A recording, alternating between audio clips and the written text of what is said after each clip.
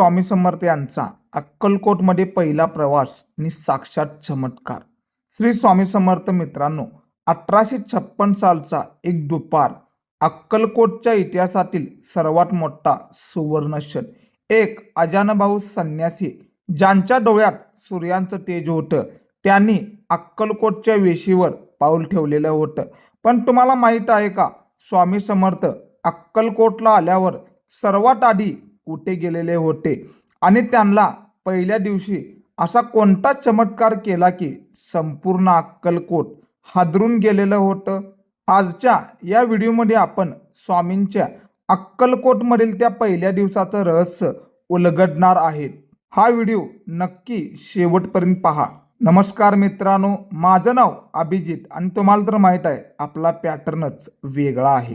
तुम्हाला एक असा प्रसंग सांगणार आहे जे ऐकून तुमच्या डोळ्यात पाणी येईल. श्री स्वामी समर्थ मंगळवेढ्याहून सोलापूरला आले आणि तिथून 1856 मध्ये बुधवारी अक्कलकोटला पोचलेले होते. स्वामी राजवाड्यात गेले नाहीत, तर थेट अक्कलकोटच्या वेशीवर असलेल्या खंडोबाच्या देवळात जाऊन बसलेले होते. तिथे एक चोळाप्पा नावाचा गरीब माणूस होता.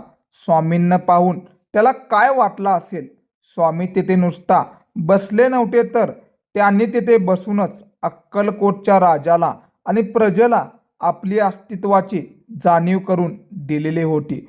तो वटवृक्ष, तो खंडोबाचा कट्टा आजही त्या दिवसाची साक्ष देतोय.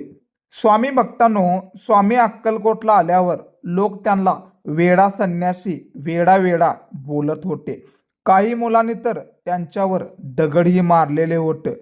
मग स्वामींनी आपला चमत्कार दाखवला. एका ब्राह्मणाने स्वामींनी जेवायला बोलवलं, पण त्याच्याकडे पुरेसे अन्न नव्हते. स्वामींनी फक्त त्या अन्नावर आपला हात फिरवला आणि काय तो आश्चर्य, अख्खं गाव जेवलं तरीही ते अन्न कधीच संपलेलं नव्हतं.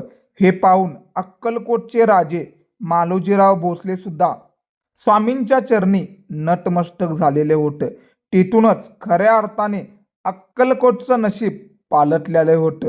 स्वामी समर्थांचे अक्कलकोटमध्ये तब्बल 22 वर्षे वास्तव्य राहिलेलं होतं. त्यांनी तिथल्या मातीला चैतन्य दिलेलं होतं. ज्या वटवृक्षाखाली बसायचे तिथे आजही भक्तांच्या उपस्थितीत भास होतो. 1856 ते 1878 या काळात स्वामींनी हजारो भक्तांचे उद्धार केले, हजारो असे लीला दाखवलेले असेल. जर स्वामी अक्कलकोटला आले नसते तर आज आपल्याला भिवू नकोस मी तुझ्या पाठीशी आहे हा आधारच मिळालेला नसता. मित्रांनो, तुम्ही कधी अक्कलकोटला गेला आहेत का? कमेंटमध्ये सांगा.